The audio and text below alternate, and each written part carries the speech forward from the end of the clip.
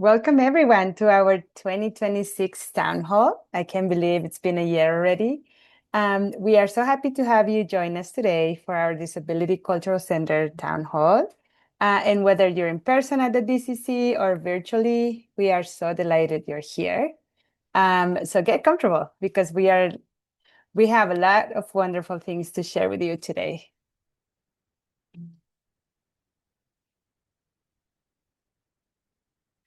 And some access notes. So the chat feature is on for people in the room, or if you're virtual and can access chat. We'll also read the key portions aloud. And for best access, we'll keep everyone muted. So please use the raise hand function if you'd like to ask a question on screen. This event is recorded.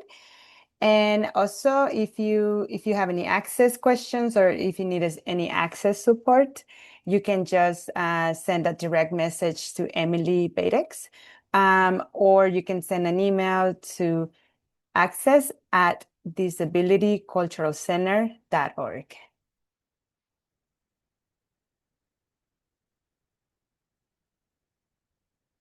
All right, let's get to the next slide, please. All right, so let me tell you a little bit about us. The DCC is a proud program of Elsie and Lily Cox Haven of Hope, which is our 501c3, and it's made possible by San Francisco's Human Service Agency's Department of Disability and Aging Services. And in the slide, you can see the picture of the grand opening with the whole team. And of course, there is our beloved Queen and Executive Director of Haven of Hope, Darcel Lar, who is with us virtually today, with us here. And this other slide is several pictures, 6 pictures in total, of the in-person team. We have the co-directors, Mika Kie Weisbach, Dagny Brown, Emily Badex. We have our outreach and communication specialist, Jess Martinez, our Superfest director, Shane Aguraya, and in-person support staff team, Alex Locus, Liz Henry, King Lotus Boy, Rosemary McDonald Horita, and our newest sub, they're not here in the picture, Blanca Jutao, but you will be able to meet them at some point. So let me tell you a little bit more about our mission. So the DCC mission, it's by providing educational, artistic, and social networking opportunities, the San Francisco Disability Cultural Center brings diverse people with disabilities together to access resources, advance social justice, and foster disability culture, community, and pride. And with that, I would love to introduce one of our co-directors, Emily. Hello, everyone. Thanks for being with us, for those virtually and those in the room. So it was really wild as we were prepping for this event and looking back at the slides from last year's town hall.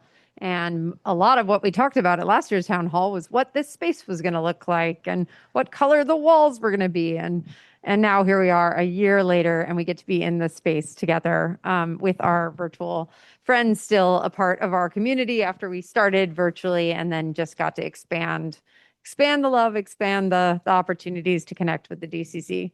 So it's been a wild year. I think most of our staff can't believe it's only been a year, and it also feels really fast, just that kind of strange play with time. So just going to share some highlights and also just some reflections from the year that we've had. We're going to start with the fun stuff, looking back at the fun stuff. So we had 177 events and programs since July 1st, 2025, which makes me feel really exhausted just when I see it. But then I also remember just how many cool things we had and did, and the people that we got to meet along the way. We often talk about how we think the biggest challenge that we have at the DCC is too many freaking incredible, exciting event ideas of things we want to do, people we want to play with. So, 177 might not always be the number because it was an exhausting year, but it was an exciting year. Altogether, that's 900 activity hours. That includes our open hours when someone is in the space, our events, and also rentals where we're using the space and staffing it. We had 95 outreach hours, which is also us having one-on-one meetings with somebody, lectures that we're giving out in community, tabling at cultural events, and so on. Total unduplicated event attendees, we reached 2,391 people, which is a pretty cool number. And we also want to see that number grow and grow. In person at the DCC space in San Francisco, we saw 1,086 people, which is exciting. And we have 494 members. So those are people who, kind of said, I'll come back again. And we're willing to fill out a kind of long form. And, in exchange, it's legit. You get a cute little card and you get to be truly a part of this community. So if people are interested in becoming members, definitely go the distance. It's free. And lastly, how much we love this community, just to end with numbers, infinite. So we have some photographs that we'll describe that kind of take us through some of the highlights of the year. This slide has two images at the top that are from our vendor fair that show a lot of different types of wares for goods, stickers and jewelry and mask chains and all kinds of cool accessories and stuff that was available. And we kind of did a complete takeover of every nook and cranny of the DCC and the Kelsey space because they collaborated.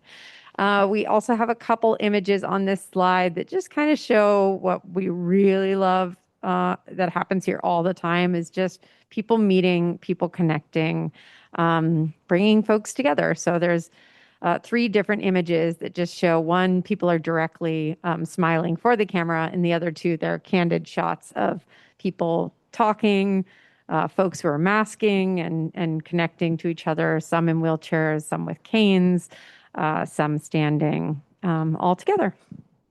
And just showing the space that we dreamed up and talked about last year being utilized. So exciting. We've done a lot of different events, and one of the things we've tried to do is really vary up the types of events that we offer. So we've had performances. I have an image on the left from our recent poetry night with Leah Lakshmi, Tapsana Samara Sinha, and two other poets.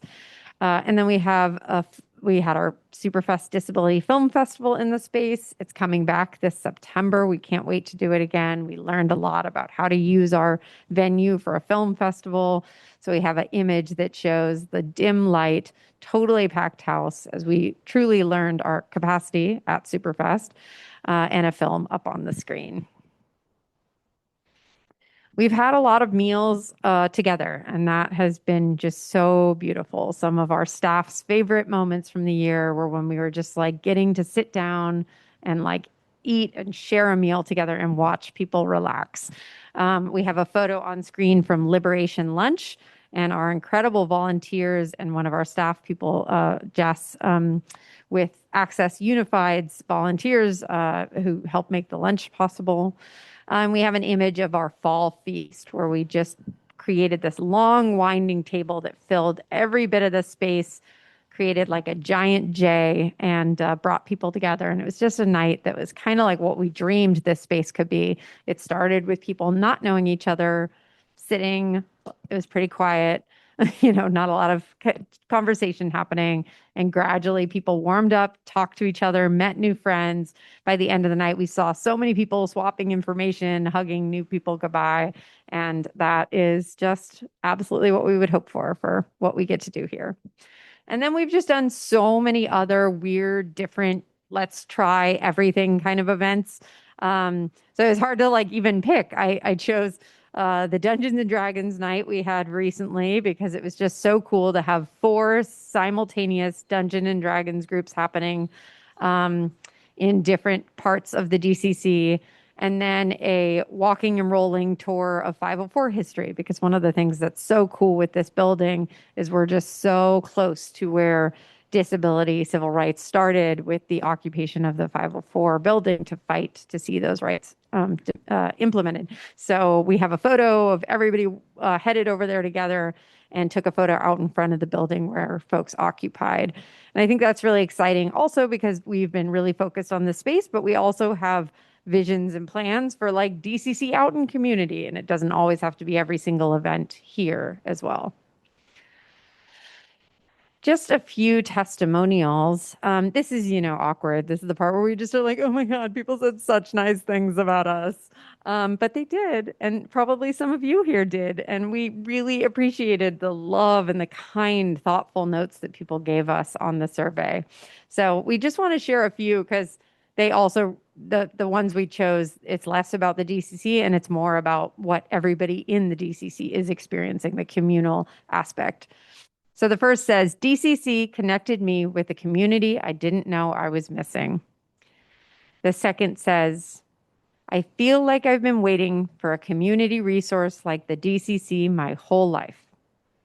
A place to connect with other disabled folks, find support, learn, celebrate, and combat the loneliness that it can exist with chronic illness. I especially appreciate the virtual/hybrid events I can attend remotely or masked, depending on how I'm feeling. And the third one, it's amazing to meet so many other creative and interesting disabled people. Lots of connections and mutual aid happens here. It is a warm and nurturing place, and I see people able to really shine in this supportive environment. So if you signed up for our like community agreements, one of the things that it talks about is that collective access is what happens here. Like it isn't just what the DCC can offer. It's about how everybody takes care of each other and everybody forms what the DCC is together. And so we loved seeing these quotes because they're just this reminder of like the work that everybody has been doing to make those connections happen, to welcome people into the space when, we're too busy making a new pot of coffee or checking somebody in. It can't always be the DCC staff, and so many people have stepped up. So we also have some hard stuff to look back on too. We, had to figure out open hours, and like early on we were open in the mornings and we were like, no one is coming. Or we would try events in the morning and we're like, okay, nobody's coming. So we know that our folks like to sleep in. That's great. Or, have morning commitments they can't get out of. We've just really played around a lot with the balance of like how much can we keep the space open versus meeting the needs of scheduling our team. We also have done a lot of play inside the space to figure out the best way to offer ASL for when people are in the space needing ASL. And we're always learning, and we've had a lot of amazing help from deaf experts who have been working with us to improve and grow. We knew that masking and having like clear masking policies was going to be so crucial to the DCC.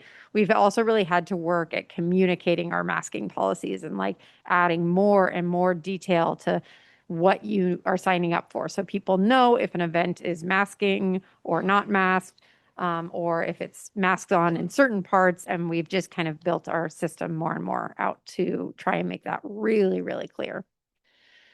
We have, it's a tiny space. It's a really tiny space. It's cozy and that's nice. But, when we moved in, we had a number from the fire department of what we could do. And then we said, okay, well, it's 10 less than that. And then we learned, well, what does it really look like in different kinds of events? And when does our event capacity have to be 20 people versus 40 people versus 60 people? So that was a lot of experimenting in early events. And, if you showed up to something and were turned away, we really apologize because that was part of that learning process.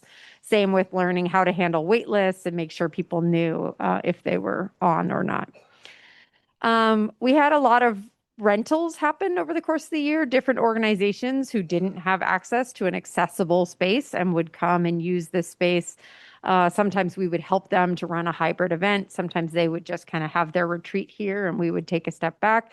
We kind of learned like, when can we do those and how do we expand our team to be able to say yes to more of those? Because there's so many orgs who don't have access to a space like this and want it.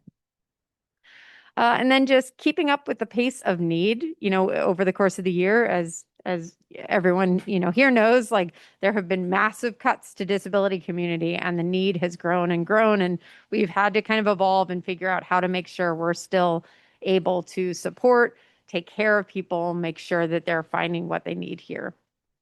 And then exploring what events people like. And, sometimes there's something that people would say, like so many people mention, oh, board games at the focus groups. And then we did board games and we're like, nobody, one person came for board games.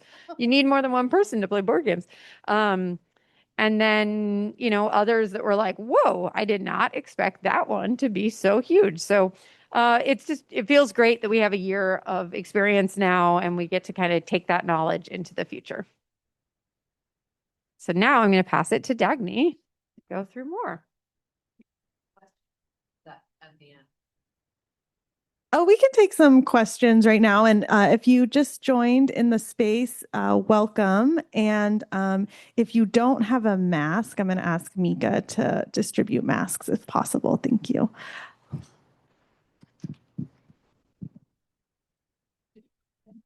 Yeah. I was just curious about when you have a group that wants to rent the space. Are they mainly nonprofits, individuals, companies? And also, is that a helpful way for your organization to raise some funds? Or is it mostly people using the space that can't pay? Or So thank you so much for that question. Our rental policy is on our website and it has a sliding scale. We do some collaborations where we don't charge anything at all. And certainly if it was a corporate event, we haven't had a corporate event yet, but we have a highest tier that doesn't subsidize it at all. The majority of our rentals have been mission aligned organizations, so it is subsidized, but we are asking for something. And as you said, that's exactly so that we can have an income stream to provide support for some of the things that we do that aren't covered by our very generous funder of the city of San Francisco. Thank you. Thank you for that question. So I'm going to go over some data. There's a lot of it. Anybody who has been to one of our events has gotten an email afterwards that said, tell us what you think. And I'm sure everybody remembers being hounded for the annual survey. So I'm going to try and go through this quickly and clearly, but I think it is important to chat about this stuff. Could we please have the next slide? Okay, so I think it's important to talk about the goals of our data. We don't just collect it to check boxes. We collect our data very intentionally to make sure that we're serving our community and that not just that, but we're reaching the most marginalized folks within our community. If you read our proposal, there's different communities that we need to reach to meet our grant requirement and to make sure that we are not just going and reaching the usual suspects within disability communities, but we're really going out into the world and building a bigger space of belonging and also meeting our grant requirements so that we can continue to be funded. Next slide, please. Okay, so just overall, the data was fairly consistent across all of the different sources. So whether it was membership demographics or survey demographics or registration demographics, pretty much it's the same within a couple percentage points. So the data that you're going to see tonight is not necessarily pulled from every single source, but we did look at all of them and make sure that we were representing things accurately.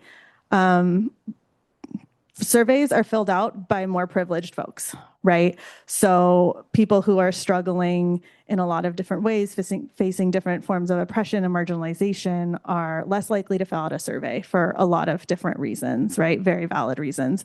So when we look at this data that is like so great, we have to remember that maybe the demographics might be skewed white or they might be skewed towards people with more financial means. And also like the people telling us that they feel a great sense of belonging in the space are not necessarily as representative. That's probably more white people or whatever. So it's just important to hold that these survey demographics are just always going to be skewed towards people with more privilege. Elsie and Lily Cox Haven of Hope, which is our organizational home, is very dedicated to protecting the privacy and the safety of all of our participants and all the people who submit data. So we have tight security procedures. All of the data that you're seeing, people have consented to sharing. And yeah, and then also, like I mentioned, our data is collected very intentionally. We don't cast a wide net and ask a million questions. We think about the impact of the questions and what we actually need to know. Next slide. Okay. A lot of this I've covered. We're receiving overall positive feedback. We are in good standing with our funder. And again, we're seeing similar trends throughout the survey and throughout all our data sources. This is just like the tip of the iceberg, and there's so much more here. So this is just a sampling of what we've been able to do. So just an overview of post-event surveys. We've received 883 responses to post-event surveys. That's not individuals. That's like one person could have filled out 5 of these, right? But the percentages are 98% are likely to attend another DCC event. 93% had their access needs met. And it's worth noting that 6%, so there's the remaining 7%, 1% said no, their access needs were not met. The other 6% said, I didn't have any access needs. So 93% felt disability connection or pride. And we found out that most people are really finding the DCC through social media or their community and organizations that they are a part of. Again, with the post-event survey, we're seeing that we ask what people liked the most. And so there's content, accessibility, format, and time and community. It's pretty evenly spread, honestly. And then which of these things best describes the event: community-centered, joyful, grounding, and informative. Again, it's pretty evenly spread. There's a little bit more towards community-centered in terms of what describes the event and a little bit more in terms of content. But yeah. And so here's where we can kind of dig into the demographics a little bit. So on the left, we have, these are event registrations. So people who registered for events, not necessarily folks who attended. We have on the, is that left or right? There's a 3-color graph. That shows a percentage of BIPOC folks and white folks, and then decline to state. So we see 53% white folks, 46% BIPOC, and let me just pull up my notes. So when compared to the city of San Francisco census, we're seeing a slightly larger percent of white people than was represented in the census. However, knowing that white people are more apt to fill out a survey, and anecdotally who we see coming in this space, we would think that this is probably a little bit less white and more BIPOC. Also, we know that folks of color are less likely to fill out surveys because of the violent history of misusing information that feels especially prevalent right now. And then we have a very colorful graph or chart that breaks down the different percentages. We'll send these slides around. It's probably a little hard to read, but I can just go through that. We have 27% Asian or Asian American, 15% Black, 2% Indigenous, 16% Latine, Middle Eastern is 3%, Native Hawaiian, Pacific Islander is less than 1%, and not listed is 2%, and mixed is 34%. It's worth noting that we do not love this mixed category. It's just a function of it taking a lot more capacity than we have to parse the data for people that selected 2 to 3 different races and to make that information accurate. So we know that's a flaw that we do not love. It's a function of capacity, though. So next we have our event registration by gender. So on the, what I believe is left, is we're showing the split of gender diverse and cisgender registrants. So Gender diverse, we see 43%, cis men is 12%, and cis women is 45%. And as we further break down who is in the gender diverse category, we see that we have 63% gender expansive and non-binary folks, and 9% agender, 9% not listed. Trans men is 7%, two-spirit is 3%, trans women is 2%, and intersex is 1%. And then we have sexual orientation. Worth noting here that this is tied to what's called SOGI data. So it's sexual orientation and gender identity data that we collect for the city. And so we have to make the boxes a little more confining than we originally would because they have to map to the city's categories. So we have, I'll just go in order, asexual and aromantic, we have 8%, bi or pansexual, 18%, gay or lesbian, 8%, not listed, 2%, queer is 33%, questioning is 3%, and straight/heterosexual is 28%. So we're just overall very happy with these demographics. We feel like we're seeing a lot of diversity, a lot of different people feeling like they can come to the DCC space, they can share their information. Yeah, so that's great. Age, registration by age, let's see. We are trending more towards the 25 to 44-year-olds, which is the age of most of the members of our team. So that's something that we're definitely looking at, like where is our bias, what are we planning, or we're just planning things that we want to see. So we're consistently looking at expanding and making sure that we are meeting the need, but this is also fairly reflective of the demographics in San Francisco as well. Okay, event registration by financial situation. So this is another example of like, or maybe the clearest example of when I say we're not casting a wide net and just asking anything that we can ask, is we need to, for our grant purposes, collect financial information. However, we have been given, we decided to not use the recommended financial scale because we are much more concerned with making sure that folks, we're measuring what the impact and how people are feeling about the amount of money that they are making and what their financial situation is. So we see struggling to make it work at 19%, meeting basic needs at 20%, meeting basic needs with a little extra at 24%, comfortable with some disposable income at 26%, financially thriving with lots to spare at 3%, and prefer not to share at 8%. I think we probably have more folks struggling or just meeting basic needs than what we're seeing here. There's a lot of societal shame around finances and talking about finances and admitting when you're struggling. So I think that this is probably skewed, but there you go. Oh, okay. I feel like this is so long and I don't want to be boring, but now we're at the disability identities and I love you all so much.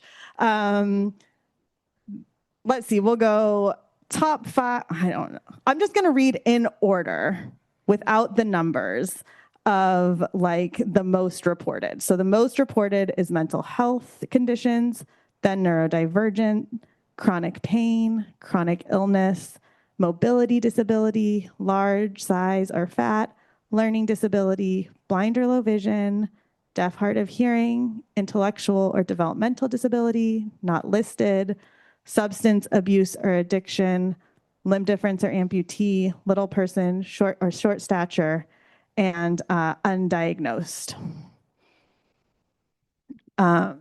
Okay. I'm going to go through this and then okay. Oh, okay, thank you. We had someone in the space just say that this is interesting. Okay, good, thank you. I appreciate that. I really love doing this stuff, but you know when you like get really into something and then you worry that like you're so into it that you can't see that nobody else is into it, and then you can't decide if you care. Okay, so do you feel welcome at the DCC? And we broke this. What? Okay, we we broke this down by race. Was like the most interesting statistic that we found. But we're seeing that every racial category strongly agrees that they feel welcome at the DCC by over 50%. Nobody has strongly disagreed, and we see yep. And we had nobody who strongly disagreed with feeling welcome at the DCC. So we love that. So that's by race.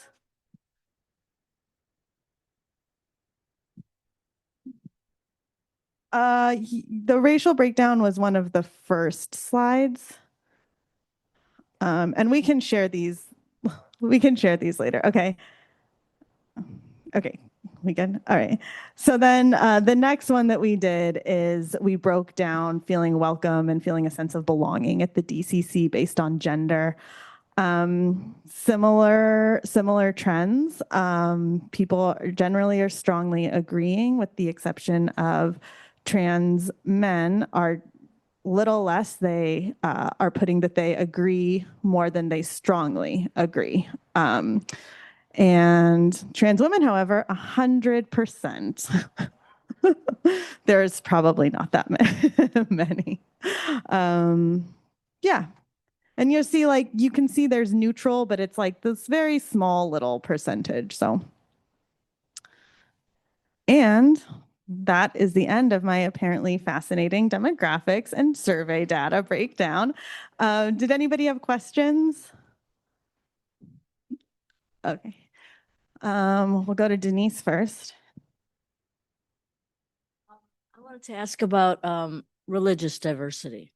Oh, we don't collect that data. So Denise was just asking about religious diversity, and that's not actually data that we've ever collected. There's definitely prejudice. Yeah, for sure. Was there, did you have a question? Virtual rooms, we want to make sure to get. Oh, okay. Yeah, we can like alternate or something. Okay, let's do M and then go to the virtual space. I'm curious about the resistance to mixed. As a person who put mixed, I don't understand why you don't like mixed. Yeah, that's a really good question. Mixed is like, what that category is if somebody put like if they like checked Latine and Black, they're ending up in the same category as somebody who would have chosen like Asian and white, or, so it's just the only commonality there is that they're mixed race, and it isn't like good data around identity and how people are experiencing the world, if that makes sense. That was a really important question. Thank you. Anyone else? Oh, we're going to the virtual space. Sandra, do you want to lead us in one of the questions that was asked in the chat? And then we'll also give Olga a chance, or we've got some people with raised hands, but first we'll take one from the chat. Yes, so the questions have been answered. Mika has been doing a great job answering them. So if we want to go to Olga first, because they had their hands up from a while back. Okay. Give me 1 second. Okay, you All right, can hear me, Olga? right? Go ahead. Yeah, so I have one question. I really, really appreciate your online events because I don't live in San Francisco, so it's not easy for me to get to it. I'm just wondering, is this just a temporary pandemic thing, or is this a permanent feature of the Disability Cultural Center? Because I hope it is permanent, because I really like these events, and these are the only ones I can get to. Thank you. Thank you for that question. Well, one thing I love, I've said this so much over the last few years. One of the things that I love is that this project started in 2018, and we went out and did focus groups, and disabled folks in 2018, 2 years before the start of the pandemic, said it had to be hybrid. There had to be virtual access. That was very much on the radar before we had talked about the word COVID. So it is not something that we are going to give up. It's very important to us. Thank you. We had Go ahead. Oh, I was just Have- going to say we had a request in the room to hear what some of the questions in the chat were that were answered. Oh, yes, yes. Let me see. One was about donations, making donations to the DCC. And sorry, I'm going back to look at it. Yes, go ahead. We love that question. And we would happily answer that question for our in-room guests as well. We have a link on our website, disabilityculturalcenter.org/support. You can make a donation. We can also receive checks in the space, although virtual check donation is easiest, but whatever is easier for you is what we want. And it just means so much. Like, we are very lucky to have support from the city, but there are certain things that we do and that we want to keep doing that we have to fundraise for. Superfest, our very, very huge, very, very costly event that we do each year, we have to fundraise for, amongst tiny little things like being able to pay a gratuity when we order food, or being able to provide a sweet drink every now and then, or things like that. We have to fundraise for, so we very much appreciate it. And I would just like to say, just a little anecdote. When Emily says that the donations mean a lot, she truly means it. We went to Mexico City over winter break, the three of us, for my birthday. And Emily wrote thank you cards for every single donation on the plane, then doggedly searched Mexico City for more thank you cards so she could finish writing them on the plane. And she just loves doing that and just really appreciates every single donation. It really means a lot. 4 stores, no luck, but we figured it out. Let's take one more hand virtually, and then we'll continue and we'll come back for more questions. Elizabeth, I'm going to give you the ability to unmute. And if you want, come on screen.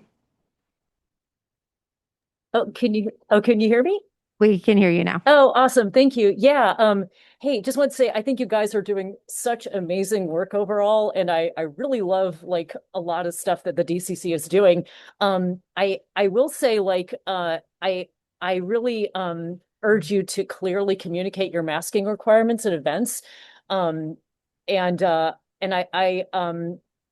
I will say too, as an immunocompromised disabled person, I wish I felt welcome at the DCC, because I think you guys are wonderful. I love your, I think you guys are so warm and welcoming in your voice, on social media and everything. And you've had some really incredible mask required events, but I don't feel welcome at a lot of events because I feel like there's not, I've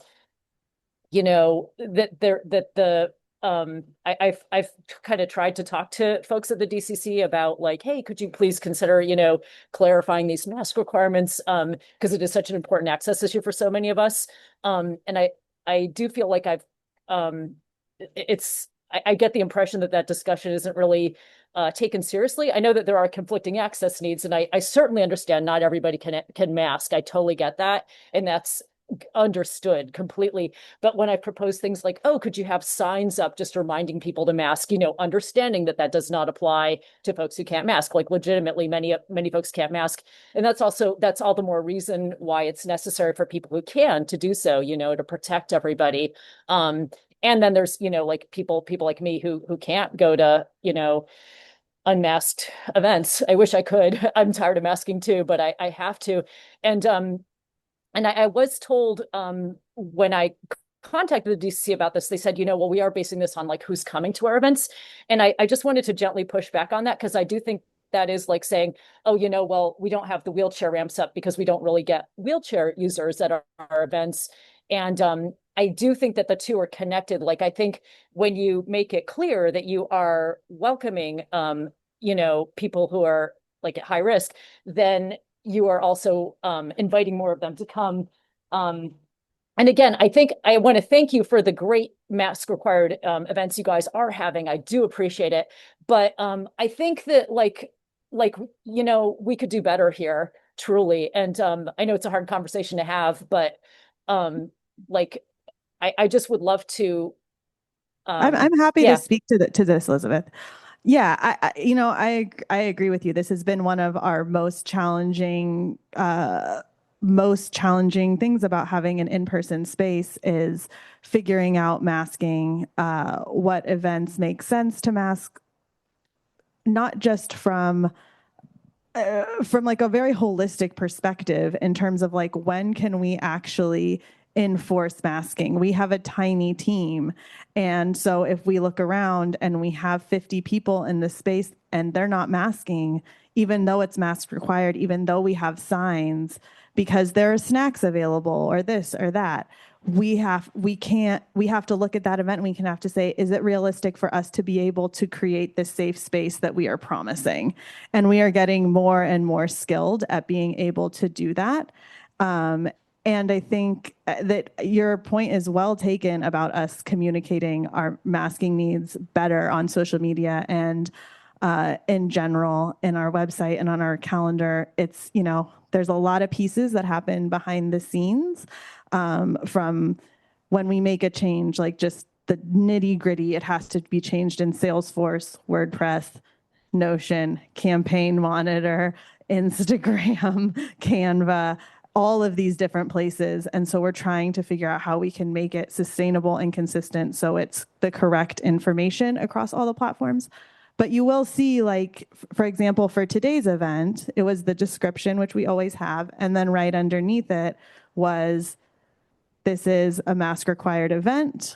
Inside, please if you need to eat inside, please take your mask down, take a bite, put it back up to chew and swallow. You'll be given a COVID test if masking is unavailable or inaccessible to you. And then after the presentation, masks may be removed. So we're really working on it, but I just want to affirm that it's a process, and you're not wrong, that we can do better. And we are trying our very hardest. And I see a question. Yeah, and you guys can hear me. Okay, good. On that note, I had been, as somebody who is immunocompromised, masking is very, very important. And also makes events less accessible to me. And just because there's like COVID tests, and I was like, but if I do a COVID test and then people are looking at me because I'm not masked, then I don't feel comfortable being here. I didn't know about these awesome, what does it say? COVID negative stickers.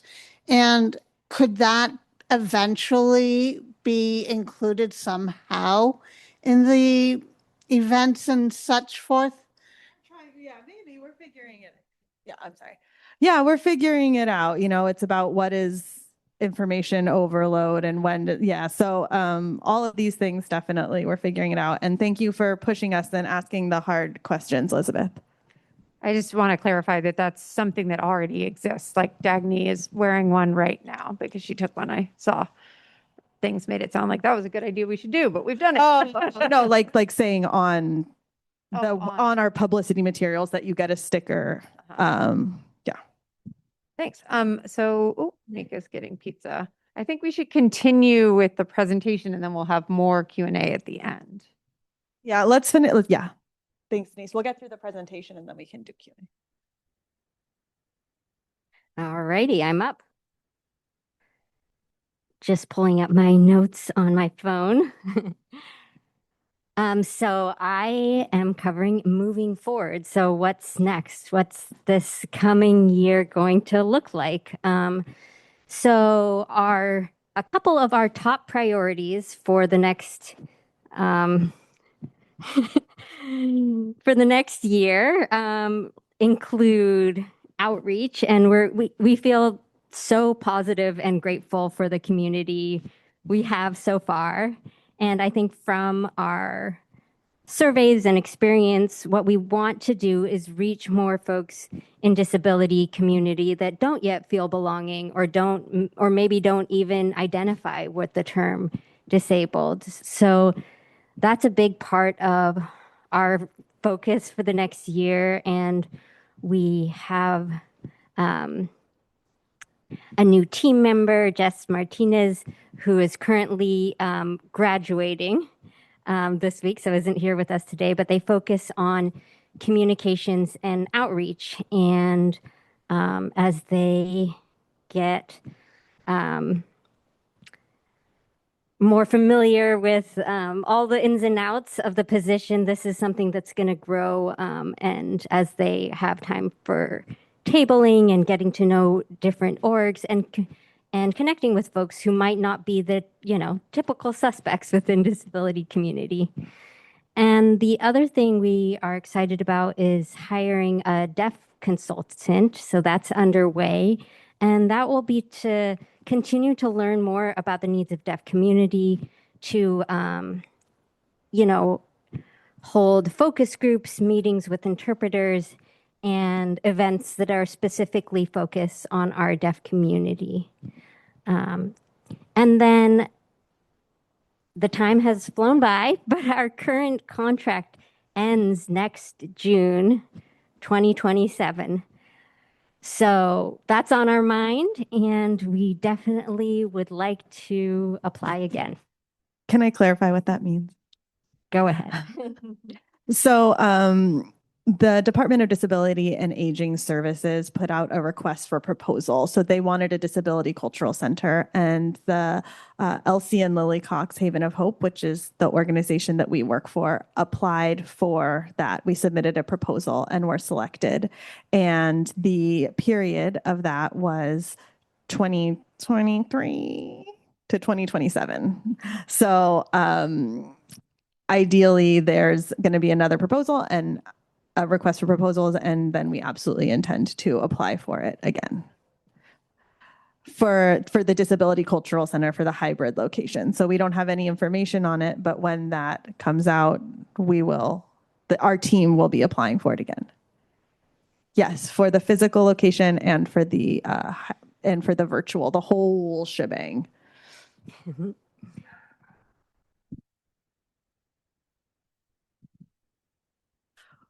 We can't. We're really not involved with the city side of it at all. But just letting you all know that we plan to apply again. Yeah. And another thing that we're currently doing and looking forward to is to completing is the Disability Visibility Quilt Project. And this was on Alice Wong's list, a dream to make this beautiful quilt together. And so we've been hosting both in-person and virtual events to make so that our community can make squares that will lead to a big quilt that will be featured here in the DCC. So the deadline for that is July 31st. The prompt is disability visibility is, fill in the blank. And you can go to dcc.page/quilt-info to learn more about that. But it's really been beautiful to see so far. We have 2 upcoming events, one in person on Tuesday, May 12th from 1 to 3, and a virtual event on Tuesday, June 9th, 1 to 2:30.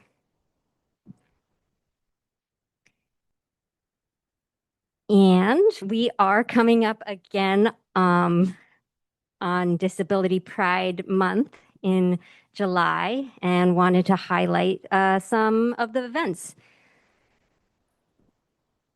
We will, the first event in July will be One City, One Day, 504 Rolling and Walking Tour. And we've done one of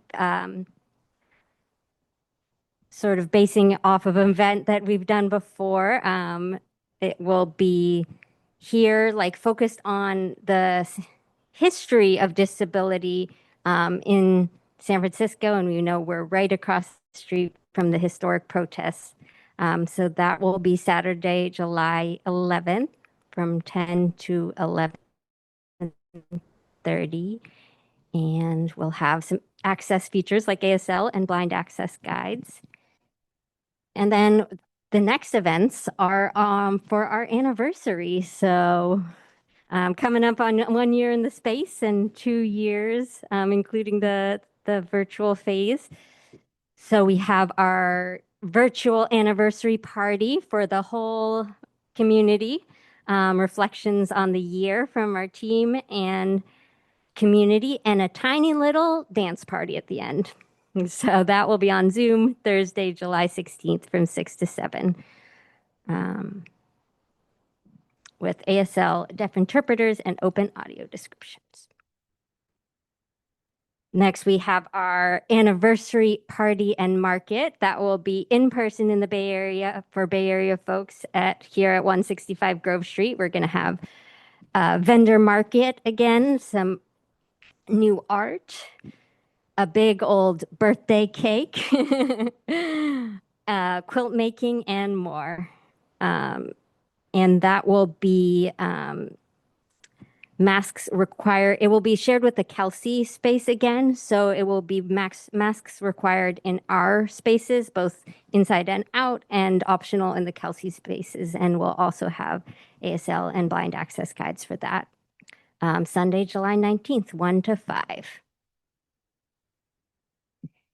And finally, just a few more upcoming Pride events that most of which we haven't set a date for, but we want to get excited about with you all. We're going to have a screening of Patrice, the movie, and Patrice will be there afterwards on a panel. We are really excited and grateful to have received a MacArthur grant that will allow us to do several events. This was based on Alice's Disabled Oracles speeches, and it was pulling on different themes from that speech. We had such a lovely time at the Lovebirds Masquerade Ball, and so we want to do it again, Queer Birds Masquerade Ball. And then finally, if you're looking to get into drag, we'll be hosting open mic drag takeover with Taipei. So that's all I'm going to share for now, and I'm going to turn it back over to Emily for the Q&A.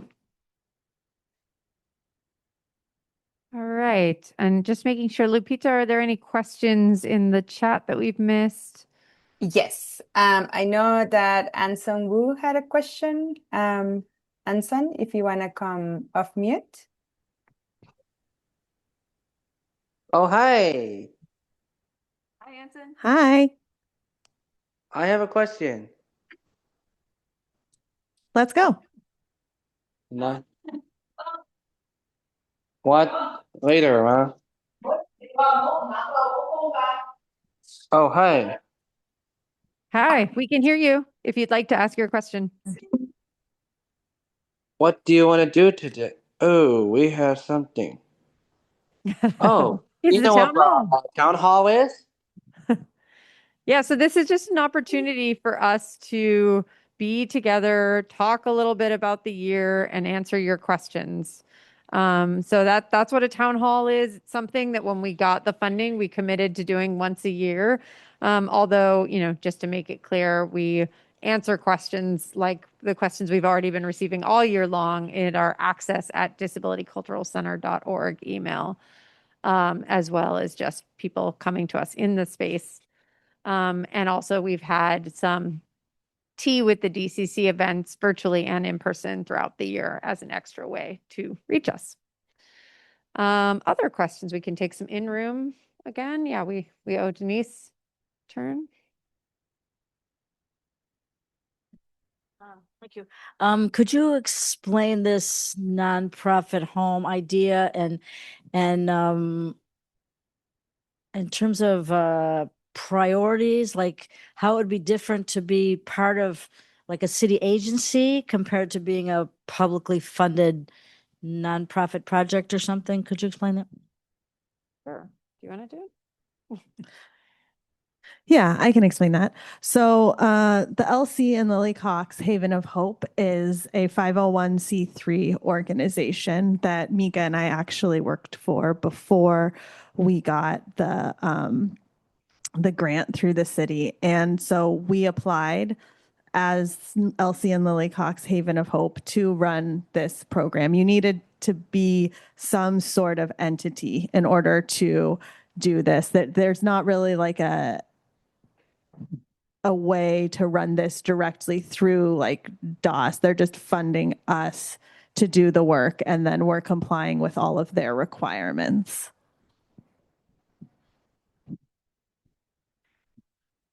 On that subject, is it okay that I go? Yeah. Let's go to Suzanne. Sorry, I didn't see her. Thank you. I'm here representing the older people in our community, the old people. I'm 79 years old, legally blind. I have cancer, so I'm very much a part of the disability community. And I noticed in the statistics, well, first of all, I appreciate the diversity that does exist within DCC. But I noticed when people were going through the statistics that there was like a huge amount of breakdown about sexual and gender identity differences, which is really good and important. But when we talked about age, it was just, well, most of the people are between 25 and I think 40 or 45. And that was it. There was no more what percentage are above 50, above 60, above 70, above 80.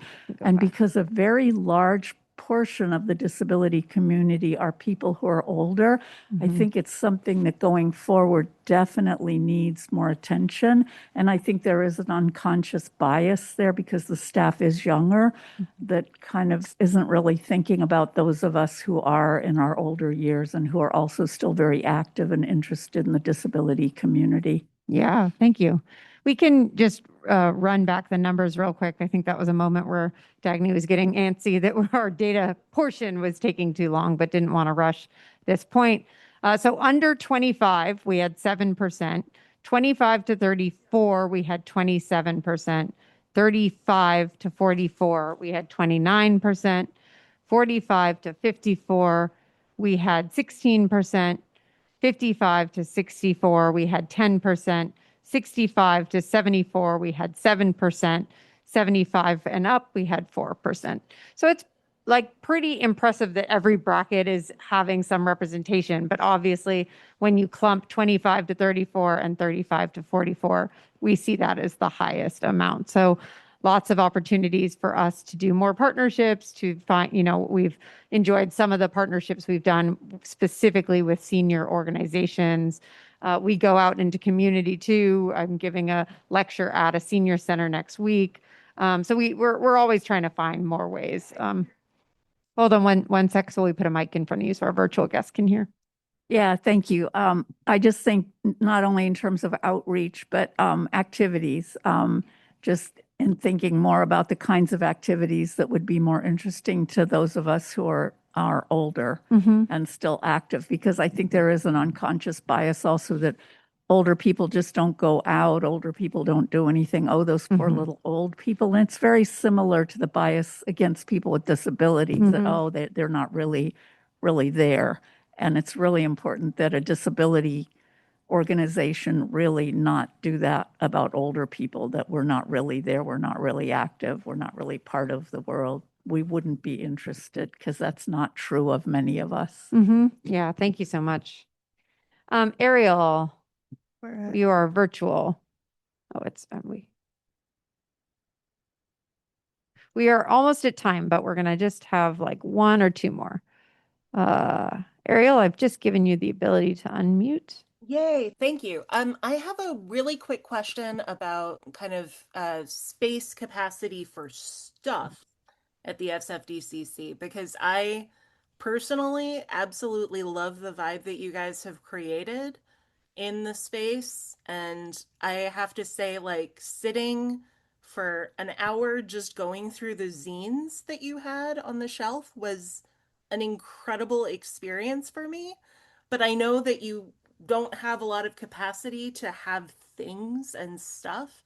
And I wondered, it would be really interesting to come up with kind of creative ways of having people, create zines and swap them and things. I know you've been doing book swaps and things like that, but doing like zine creation a la Jennifer White Johnson's work, and other kinds of things where people can get into the actual creation of materials that are really radical and amazing. I'm just very curious if that's a thing you've considered.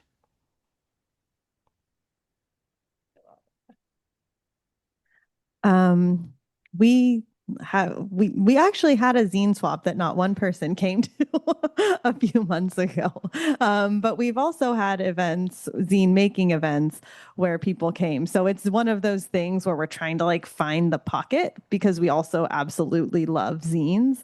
And they're small and we could fit more of them in the space. And if you have a zine that you would like to have us, print in black and white and put in the space, you're more than welcome to send it to Dagny at disabilityculturalcenter.org. And I would happily do that.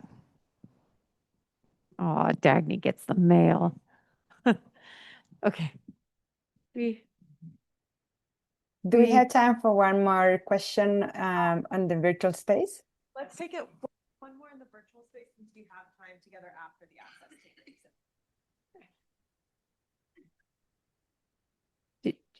Did you say you have one, Lupita? Yes. Okay. Sorry, I didn't hear you. Go So just one comment in terms of donations. If you decide to make a donation via check, just make sure to do it to Elsie and Lily Cox, Haven of Hope, please. And one question from Picaro Jarnes. Sorry if I'm butchering your name.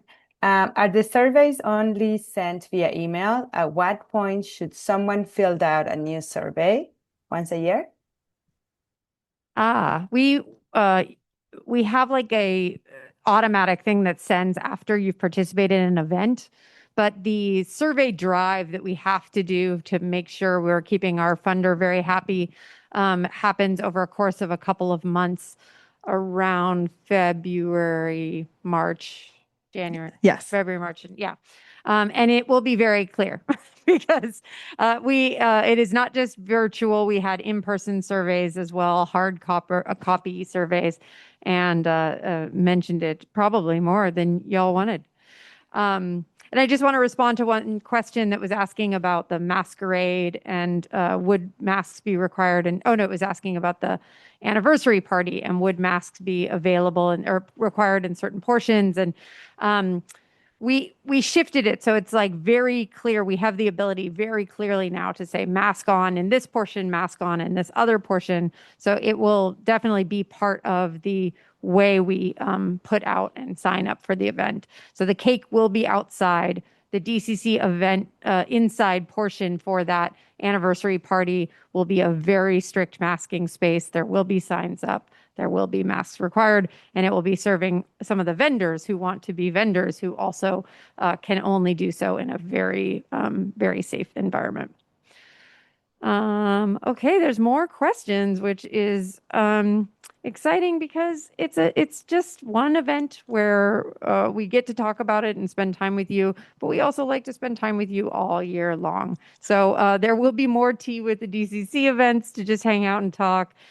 You can talk to us in open hours, and you can send event ideas to the access email, access@disabilityculturalcenter.org. It means so much that you all would just want to hang out and spend a little time with us. So we're just very grateful that you're here, and we would like to thank our virtual access team today. And Lupita, it's good to have you with us. And we are going to wrap it up, but thank you all for being with us today. Thank you. Bye.